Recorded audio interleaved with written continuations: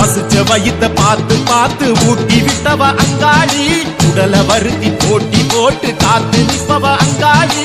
காசுக்கு மயக்க பார்த்தாக அந்த கள்ளத்தனத்துக்கு சிக்கலையே, காணிக்க கொடுத்து கேட்டாக அந்த குள்ள நரிக்கு மட்டலையே. ஒரு நாளைக்கு ஒருத்தனுக்காக சாப்பாடு ஏன் கொடுக்கணும்?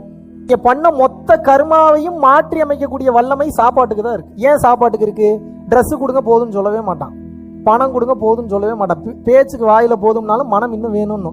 சாப்பாடு போடுங்க, தட்டு நிறைய சாப்பாடு ஏன் போதும்ன்றான்? திருப்தி அடைஞ்சிருச்சு, அவ்வளவுதான். அது உணவு ஒன்றுதான் ஆன்மாவிற்கு திருப்தி அளிப்பது, மனம் என்பதற்கு திருப்தியே கிடையாது. தானம் செய்யும் போது ஒருவனின் ஆன்மாவிற்கு நீங்கள் பண்ண அத்தனை பாவமும் அழியும், புண்ணியமும் சேர்ந்து அழியும். எப்போ இந்த புண்ணியம் எனக்கு வேணான்றப்போ புண்ணியமும் அழிஞ்சிரும். அன்னதானம் செய்யுங்கள், செஞ்சிடலாமா?